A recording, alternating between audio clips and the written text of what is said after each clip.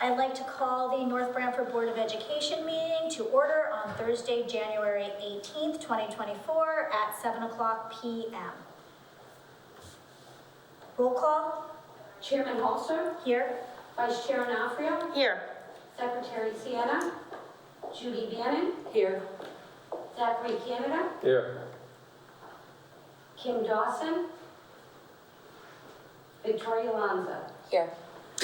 Salute the flag.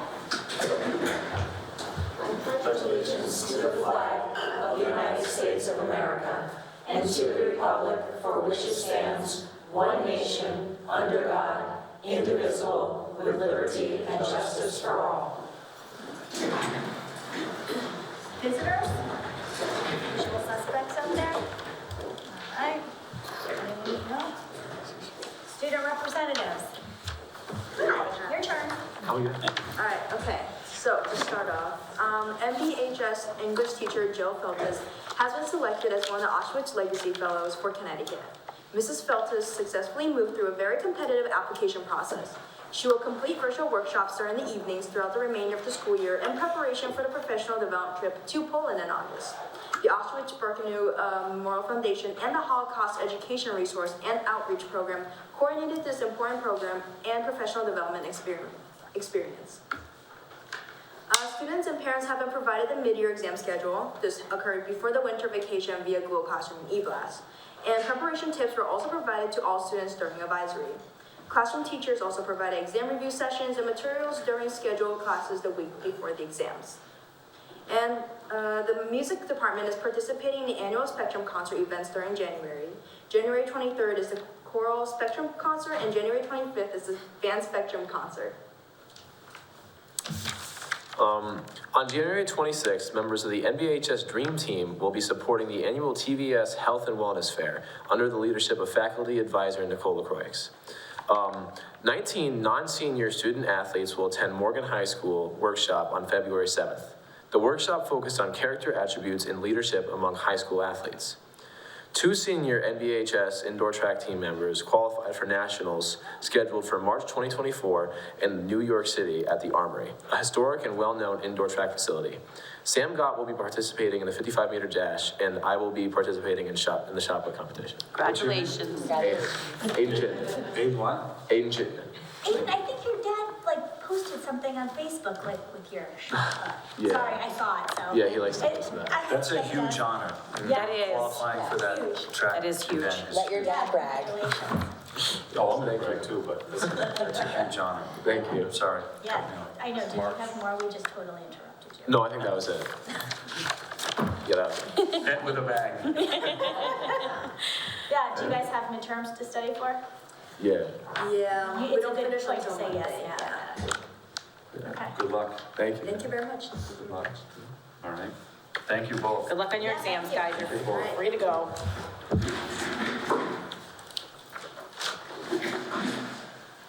Did everyone have a chance to review the consent agenda? Yes. Then I'll make a motion to approve the consent agenda of the January 18th, 2024 Board of Education meeting as submitted. I'll second. Discussion? Did everybody review the, Date? yeah, Yeah. okay, so we're good on that.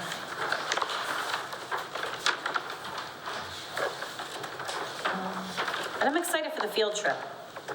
I'm glad we're getting back to that. I'm really excited about that. Yeah, they had a great experience this past year, so it's great. All right, Mary, roll call. Chairman Holster. Abstain? Vice Chair Onofrio. Yes. Judy Bannon. Yes. Zachary Canada. Yes. Victoria Lanza. Yes. Scott, superintendent's report? Okay, under recognition, it does say none at this time, but I do want to recognize Babby Noon for being inducted for a national award into the National Field Hockey Coaches Association in Florida. Last week, there were over 50 people in attendance. We had 2 employees, Cheryl Canada and Patty Salvati, attend as former players and coaches with the program. It was overwhelming to see the photographs that came back of the players, former players, coaches, friends that were there to support Babby. She is a national legend and treasure. We are beyond fortunate to have her and to have had her for the number of years. She continues to affect and make kids' lives better and everyone she's around. So Babby Noon, congratulations, a shout out to you, I have never met a classier lady. the best. And honestly, she goes to all of the sports. It doesn't, Everything. she's not just at field hockey. I see her at lacrosse, I see her at basketball, I see her at boys basketball. Yeah. Like, she's supporting Yeah, all of the every student student athletes, athlete. not just the field hockey girls. So it's Every- really nice to see her. And remembers all of my children's name who graduated years ago. Yeah, Yeah, always asked about her. Right? She's amazing. The best. She is she amazing. really is. She's one of a kind, that's for sure. Communications are attached. You've had a chance to look through those. The administrators are here if there's any questions. If not, registration for kindergarten, we're back at it in February on the 5th. It's going to be done online again. It'll run through February 9th. Ms. Parker is here if there's any questions for that, but it's run very smooth the last several years online. They've done a great job. Are we expecting less this year to register because of the change of date? It's hard to say. I mean, we have already received about 12 request waivers for students who are only 5 after September 1st. And I think that number will likely grow as time goes on. So I'm expecting it to be a similar enrollment to previous years. Have we considered making a hold fast date as opposed to a one-off of evaluation? Because Say that one more time, Sean? have we considered keeping the date like steadfast as opposed to doing a one-off evaluation? Because no matter what you say, you're not going to please everybody, and it's going to become a problem, and it could possibly become litigious, and I just don't know if we want that risk. In terms of the screener? The screener, right? Because it's our well, it's not our judgment, it's your judgment, but your judgment can be different than another evaluator's judgment, right? Perception, right? It's more of an art than a science. And those are the things that put, frankly, the board and educators at risk. So I'm just wondering why, and I should have said this earlier, but I was just wondering why we opted to do the one-off. Is it just because that was the state recommendation? I don't think there's a one-off. So the state requirements in terms of if a parent is requesting, if they're putting in a request, so we're calling it a waiver, however. Yeah. It's really just a request that I want to start earlier than what the state is telling us to. So that's Right. September 1st to January 1st date if your birthday falls within there. What the state requires is that in the event that that happens, they have to fall under a number of different criteria that follow. They have to provide a written request to the building, so we're having them directed to Beth. We then ask that they make themselves available for an assessment or a screener. However, the state is asking us to provide multiple opportunities throughout a year. Given the fact that we're in January right now, we're looking likely at probably 2 opportunities, but we're going to align it with kindergarten registration. Because the process or the evaluation tool that we're utilizing right now, because the state hasn't provided us with one, we're utilizing the kindergarten registration screener. Because the timing of this is really not conducive to our families in terms of having them be able to have the time to prepare for, oh, I have to pay for another year of preschool. There's financial implications, and we found out in July, so we weren't dragging our feet. We were trying to figure out, well, what's the state going to give us? So we're providing greater flexibilities this year, and generally we're going to be accepting all written requests, assuming that this screener, and while certainly it's an art form, there are developmental standards that the state puts forth, and there's tools that we can use.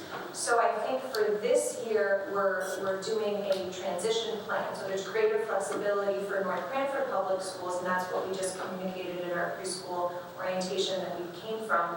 I think for the following year, there's going to be some more rigid requirements, but that's going to give us the time to see what other neighboring districts are doing so that we're in alignment with each other. And we're also getting counsel from Shipman Goodwin to ensure that we're abiding by, the requirements. And there's a lot of potential litigious scenarios, and a lot of them are related to special education. So we are heeding on the side of caution, we're being a little bit more flexible, we're giving ourselves more time so that we're not putting the district in a position where it could get litigious. Yeah, so basically everybody who puts in a waiver, unless there's a red flag, is going to be approved.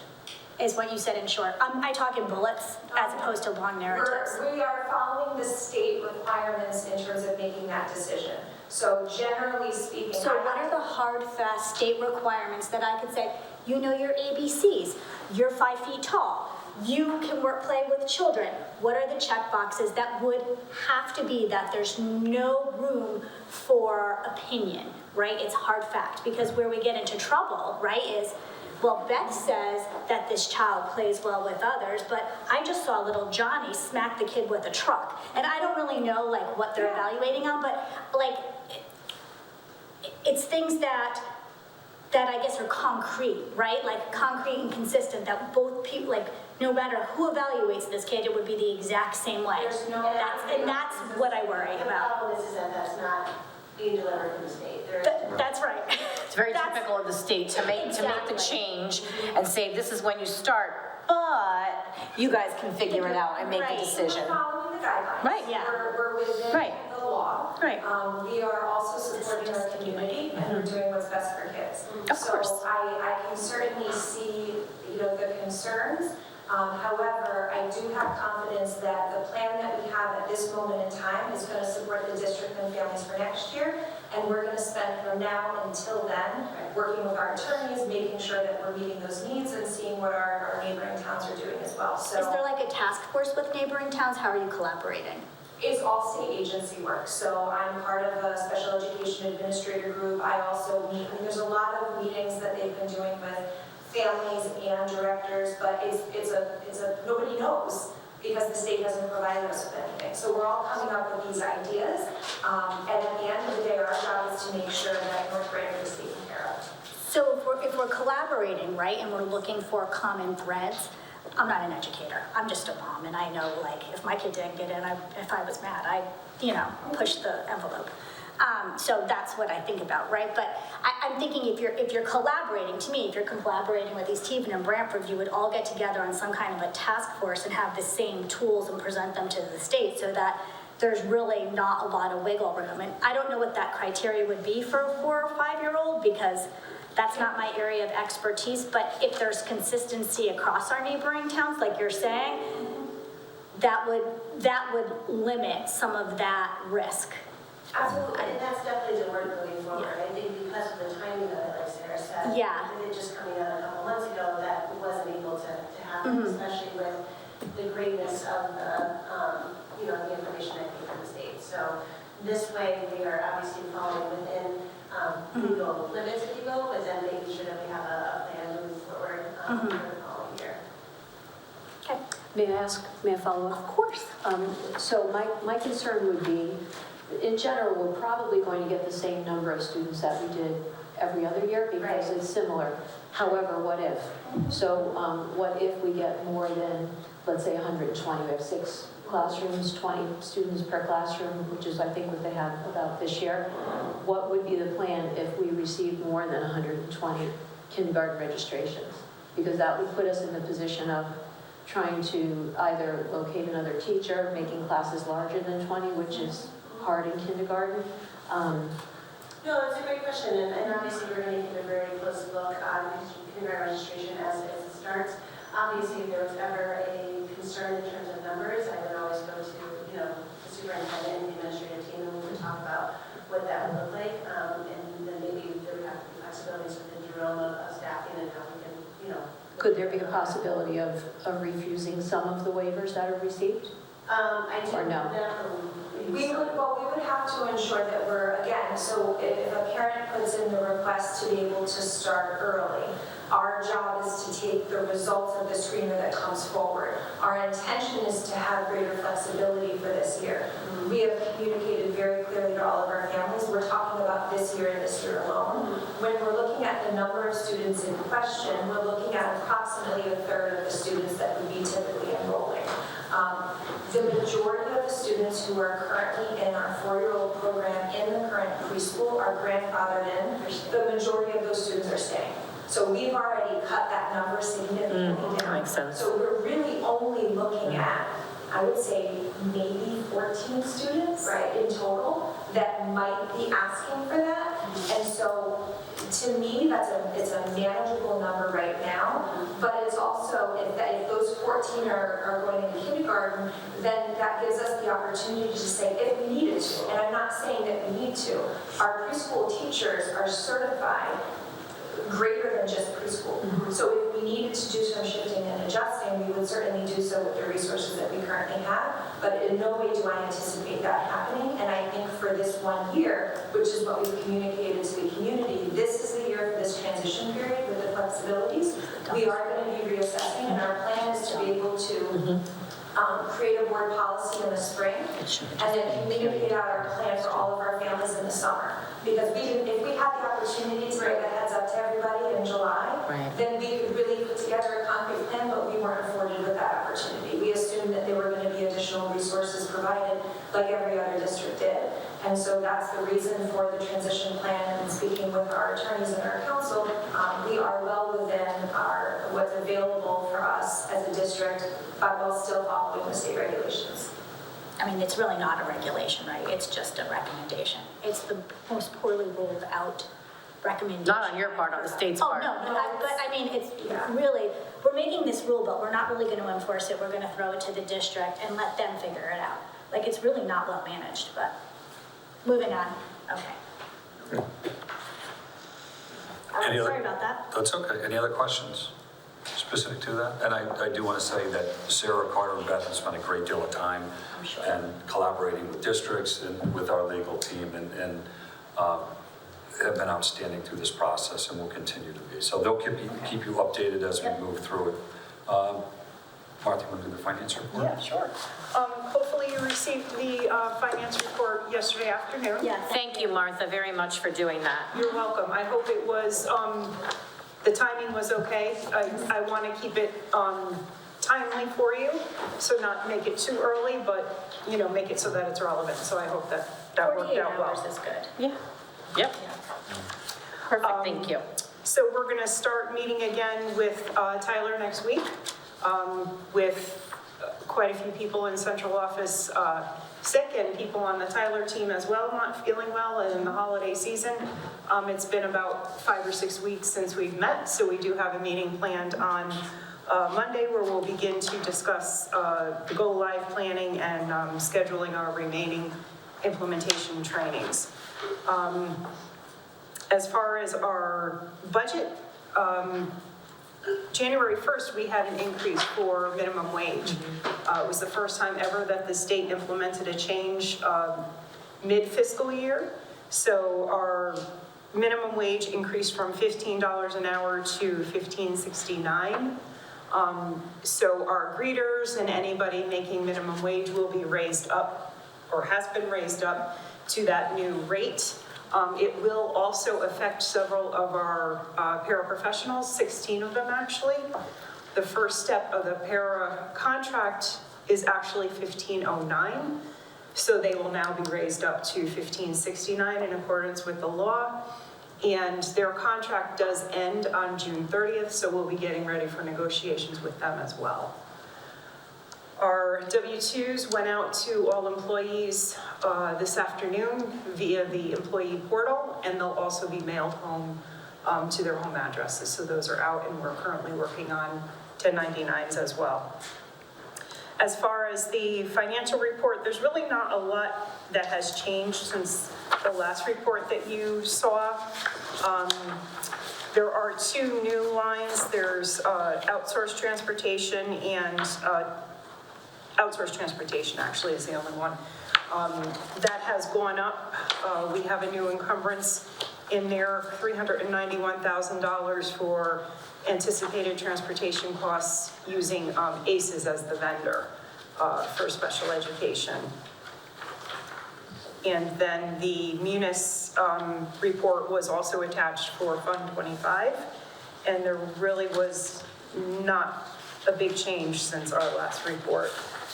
Currently, there is $278,000 that is unencumbered, but we do anticipate that that will be spent by June 30th. Martha, may I ask you about the substitute the area where we're quite a bit over budget there. Yep. You may have explained this prior to me being here, so I'm just curious how we could be so far over. Was it that not enough was budgeted in that area, or has it been a bad year for substituting? I'm not So sure how we would be.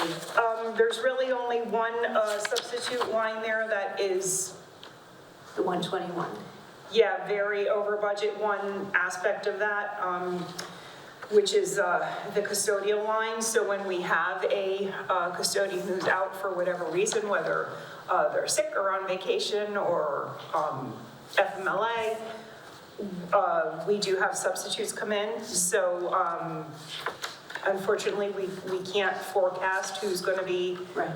sick if there's an illness. So unfortunately, that's the crux of the overage in that one area. Thank you. Not related to this budget, but we're going into budget season, which is always super fun. Yes. Are you preparing for that now? Yes. Okay. We have been. You haven't? I'm going to speak to that a little bit. Okay, good. So can you make sure that when we speak to this, before we even get going, that we have all capital items accounted for, that we put all those projects in play, and if not, we have a reason, because if I have to hear about the unit ventilators another year, I'm going to lose my mind. I want to bet today about the unit Right, ventilators. Rose? Am I gonna lose my mind about the unit I wanna ventilators? bet. Who did I make? Oh, Interested in hearing about the unit ventilators too. I remember last year's discussion. right. So, listen, we're looking forward to the fun, trust me. And I want to bet today, I want to be on the record that I said unit ventilators would go up. And Rose, I didn't know you were going to be here, so I get the pot. Well, I looked at the agenda and I saw budget on here, so I kind of. Why not? Appropriate. Thank you. So yeah, so if you could just, in the capital, like, anything that's not started, let us know why. Anything that needs to be rebudgeted because it's not We're started, going to bring make John sure we have. Florio, and he'll go through the entire capital thing. He'll be a part of the budget building. So Like a nice grid. I like Everything. a nice grid, right? Like what we had, what we were allotted, what was started, right? So we can see he'll it real update clear. everything. And the other thing is, that rollover fund. 25? 25, yeah. Know exactly where we are. I know we use it for one-time expenses, but if we're truly not gonna have any money in it, I wanna know why, right? And it's good we're not gonna have any money in it, but I wanna know what we spent it on, right? Because when we go and we ask for budget items, I wanna be crystal clear on why we're asking for things. Was any other further recommendations, since you're sitting there, I'm inviting preparation?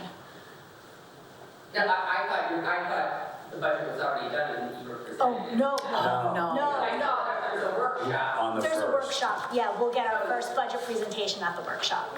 At the workshop. Okay. Yeah, but is there anything I'm missing that comes up year after year that I might prepare for my mind's not as good as fresh as it was a few months ago? Well, capital is an area of concern in regards to what's there and what is repeat and not Yep. taken care of. Besides unit ventilators, I guess it's paving at Jerome Harrison, because that has shown up A couple for a times. couple of years on there. Okay, And I know it's not done. yeah. Yeah, okay. Any other like audits, that came up one year, audits, like the audit, I can't remember exactly what went on, but we got. Do you want us to do another audit? No, did you get an audit? Do we have results? The audit is complete and filed with the state. I have not yet received a copy of the town audit. Okay, so as soon as you do, you'll let us know. Right. It hasn't been presented to the council yet. Yeah. So usually Okay. you'll get a copy, but it hasn't come to us. Okay, all right.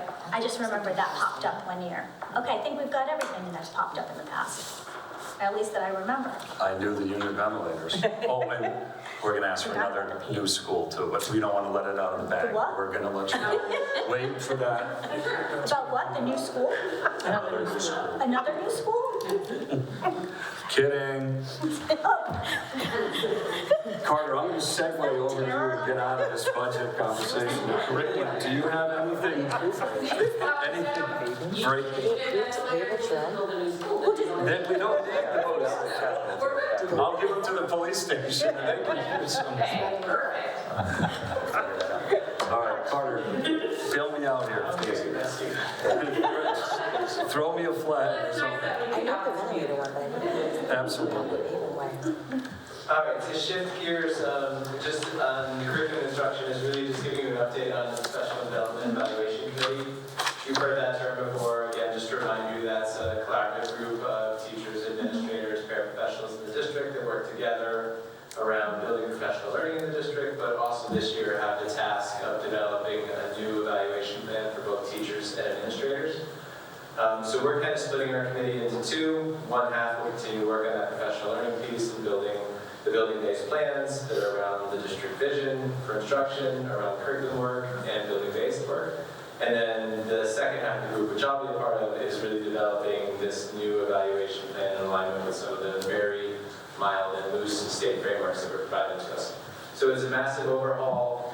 It's really looking at reducing the ratings and scoring of teachers that was done in the past versions, and the same for administrators. It's looking at more specific, frequent feedback to teachers about their practice, including teachers more connected and collaborative in the process of their own evaluation, and building their own goals, and making sure that we differentiate the plans for not just teachers, but for counselors, social workers, speech therapy, all those other areas, as well as administrators and instructional coaches. So a lot of work to be done. The group that's working on that will do a state training next week. I'll be part of that, and then we'll kind of dive into that. You as a board will get some of those recommendations, but I think the bulk of really generating those plans for approval in August will occur in the summer, unfortunately, for us. That's kind of the update. Carter, may I ask you a question, please? Not specifically related to this, but in the briefs that we've gotten the last couple of months or since I've been here, it has mentioned several times of teacher leaders leading professional development. And my curiosity is if those leaders are outside of our consultants or our principals or even yourself, are they being compensated for their time? They sure are. Thank you. In practice. Good, good. I've been very happy with that. Okay, thank you. I wanted to just make sure that was happening, especially as we're going into budget season. Thank you. Yeah, it's really nice that we're leveraging our own talent. And people appreciate that across the board. I bet. Any questions? Okay. The open choice program, I'm asking the board to continue the support with the number that we have. We have 5 openings. We get a great deal out of the open choice program for not only the students that are coming from the New Haven School District, but our students, the forming of friendships and socialization, the educational opportunities for them. It makes everyone better. And our teaching staff truly embraces open choice, and I ask you to continue to support with filling the open 5 vacancies that we have. I will make a motion for the Board of Education to endorse open choice for the 2024-2025 school year with its continuation of 26 seats. Second. Any discussion? Yeah, here a couple questions. How does that work? So if we have 21, we have 5 extra. We have 5 openings. Open, sorry. Yeah. Like, why wouldn't we just stay with the 21 and then with conditions to add 5 more for budget purposes? If we don't fill those, they would be open. The 26 is a number that we spread throughout K-12. Okay. And we balance, and we get paid. It doesn't cost us anything. We get a stipend for each student that comes to us. Got it. So we're not costing out, and they provide the transportation. Right. All right. So, Just curious as to why. yeah. You go above which is enrolled. The 26 is our number. Yeah. So it'll be- 26 is currently enrolled, 5. there'll be 5 graduating. Right. So we're As they- we're retaining our number of 26. As they graduate out, we add new back in the younger age. Right, right. Is 26? Oh, I see, backfill from. Yes. I get it. No, Yeah. no, it's one that we feel that, Fair enough, yeah. Yeah. yeah. They tend to only enter, for the most part, like at kindergarten, 3rd grade, 5th, like Yeah, at the beginning of each it's- school. There's gaps in between when they come in, and we usually get, 4 to 5 per building in the 4 buildings, and sometimes at the high school, we'll get kids come in after sophomore, and things like that. Cool. So, Mary, roll call vote? Sure. Chairman Halter, Yes. Vice Chair Nafrio, Yes. Judy Bannon, Yes. Zachary Canada, Yes. Victoria Alonso. Yes. Okay, the ACES, ECA, we're continuing with the funding of 8 slots. If we don't fill the 8, that's where there'll be a savings. We will not. We currently have 3 in right now. So we'll know once we do an interest inventory of the middle school and see if our high school kids are going to continue on. It won't be greater than 8, it could be less, and then the money would just be adjusted there. Okay? Town manager pending request, there is no request at this time. There's one thing that we did, the freezer that we own on the outside of the building, I just had repaired, but we are going to shut it down and lock it, and it will not be running until we do things with the food pantry or with Park and Rec. I just want you to be aware. But we are paying for the repairs of that freezer, but we're going to be discontinuing it being used at this time. Our new food manager has done a phenomenal job with inventory. We don't need to store extra food here anymore, so it's a cost savings for us. That new person is really awesome. I just thought I'd add that. Yeah, it's awesome. Okay. Renovation project, I know that's going to be touched on, but I just want to read a quick update and speaking with the contractor. Good progress in the building, and they're looking at some dates. The secondary floor masonry is substantially complete. First floor masonry is about 60% complete. Exterior framing and sheathing is 70% complete. The NEP rough-in ongoing on first and second floors. Interior framing commenced 1/17, January 17th. Roofing commencing week of 1/29. Exterior brick on February 5th. So things are going well. If we hold in these weather patterns, we'll be in great shape. We don't worry about the cold. What's the target date for completion? We're looking late September, October. So that's our goal. We're pushing to that date.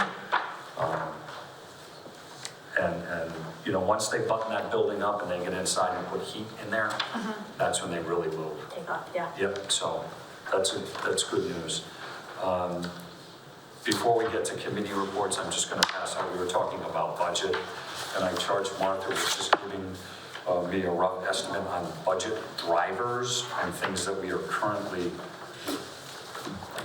dealing with. I'm going to send 2 handouts. When you say budget drivers, is that things that are? What's driving our number right now in the direction, yes. And we're going to have really hard conversations because it's really no different than managing and running your home with, you know, inflation costs, food costs, heating, oil, gasoline, minimum wage, all of the bargaining units that we just finished negotiating and their increases.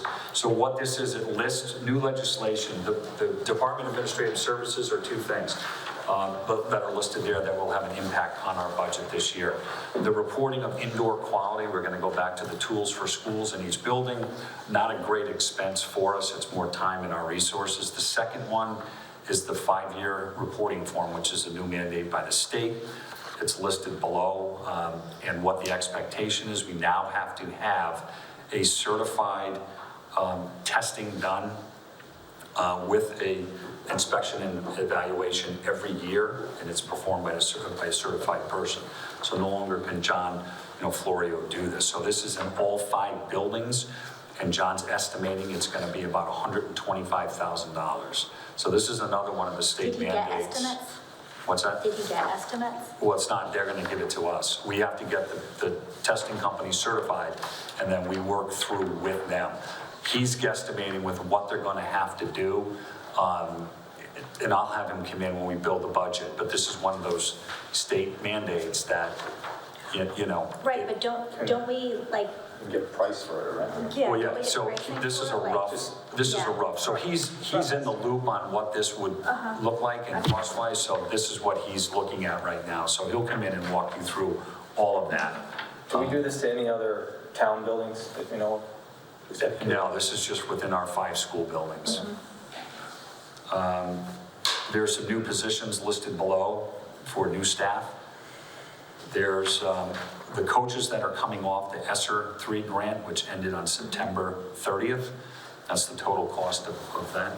For retirees at the average payout for severance, magnet school VOAG tuition are being paid from Fund 25, and we're anticipating it will be depleted by June 30th, which was charged by the board. So this is the amount there, the 147, an estimated 8% in health insurance at 265, tuition, special ed, there's the numbers there, the net increase of 277, outsourced transportation, 263, behavior techs, 4 at that amount at 130. So this is a rough number right now, which does not include the bargaining unit wage increases. So we have a lot of work to do, and we're gonna have to have really hard conversations going into this budget season. So at the bottom of this, Yes, with just these drivers, yes. you're saying that's a 5.79% increase? Yeah, there's a lot of work to be done, because I can tell you, I can go to town council with that. Well, that's not even including, Right, so. so, I mean, what are we looking at, 10%? Right, so that's We're the, gonna have to be creative and our starting point, so just so everyone is aware, we're gonna have to do some hard work. hard work. That's why I thought I'd give you that. I love that, that's exactly, I love that. Meeting was going well up until now. I love that nugget. Cheat sheet. Just on some, Carter knows how to solve it. back up to Martha's. He has it in his back pocket. So, Do what? just had a question about transportation. It looks like, okay, so we got 97% spent already, but we got like half the year. Do they want their money up front? Is that how you put, for line item 510? We jumped over it, kind of. Yeah, so if we pay the cost up front, we get a 1% discount. It Got it. doesn't sound like much, but it's actually like $30,000. 2% net 50, whatever, Yeah. you know, kind of deal, right? Okay. Yeah. And then, so, and then the other thing there is, just talk, what was that, 520, what was that again? Or sorry, not, 515, number 515 on the first page, the outsourced transportation? Outsourced, yeah, so outsourced means it's not through our contracted vendor, DATCO. Okay. It means we have to go outside of DATCO, that's why it's called outsourced. Sure. And typically, those are for our special education students. I get it. Was that, For but that was a new line? I thought you said something about a new line. No, there's a new encumbrance there, Oh. so needs must have changed. Got it. So there's a new requisition, That's good. purchase order in the system. Thank you. That's it for my. That was a lot.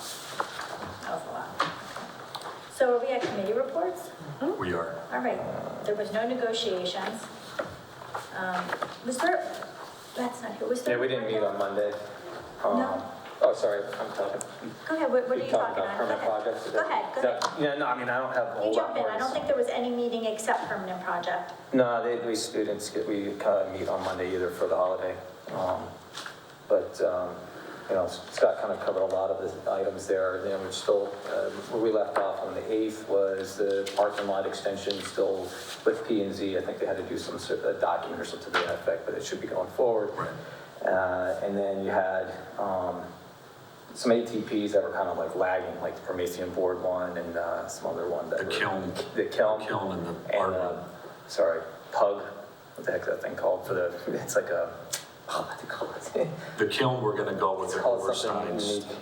kiln, and then we're gonna save one of them for a later date, because we wanna get one of them up and running so we can have the class operate second semester. PUG mill, there we go. That's what So- it is. Reuse the old clay.